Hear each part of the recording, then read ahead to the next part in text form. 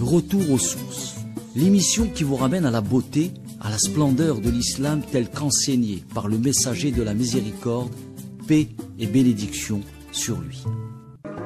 Bismillahir Rahmanir Rahim, alhamdulillahi Rabbil Alamin, wa sallallahu ala sayyidina Muhammadin wa ala alihi wa sahbihi wa tabi'ina wa ba'du, salamu alaykum wa rahmatullahi wa barakatuh.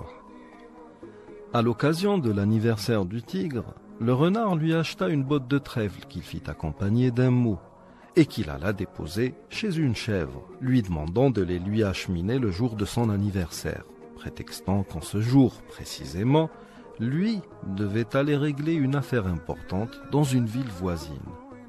Toute contente, la chèvre se dit que le renard est bête.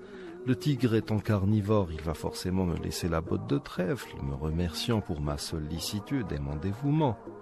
Le jour indiqué, c'est-à-dire le jour de l'anniversaire du tigre, elle alla toute fière et toute heureuse de revenir chez elle avec une botte de trèfle qu'elle n'aurait pu avoir qu'à grand-peine chez le tigre. Elle arriva devant sa demeure et frappa à sa porte. Ce dernier vint ouvrir et lui proposa d'entrer.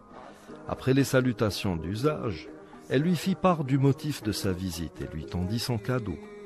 Le tigre l'accepta, lut le mot l'accompagnant et éclata de rire, disant « Mais quelle idée que de m'envoyer en cadeau une botte de trèfle! Monsieur Renard a-t-il oublié que je suis carnivore?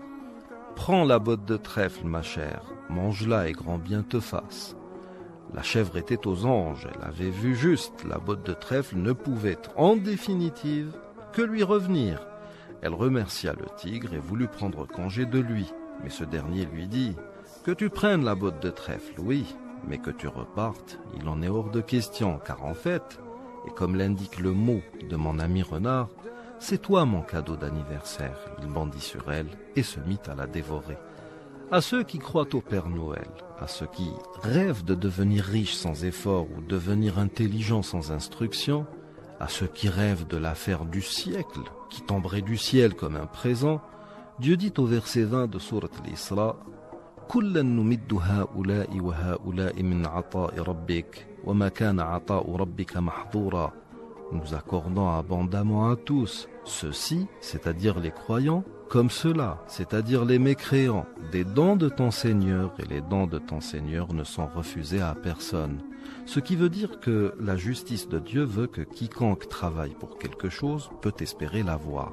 De plus, pour atteindre un objectif quel qu'il soit, nul d'entre nous n'a d'autre choix que de faire un minimum d'effort, mental ou physique, pour l'atteindre. Il est bien beau de placer sa confiance en Dieu, mais le vrai tawakkul, c'est l'image de l'agriculteur qui laboure son champ, sème ses graines, puis s'en remet à Dieu. Et à ceux qui, à l'image de notre chèvre, croient que tout vient facilement, Omar ibn al-Khattab radiyallahu anha dit « Du ciel, il ne pleut ni de l'or, ni de l'argent. » Nous arrivons au terme de cette émission. Nous nous retrouverons demain. D'ici là, je vous dis astawdi'ukumullah alladhi la tadi'u wada'i'uh. Wassalamu alaykum wa rahmatullahi wa barakatuh.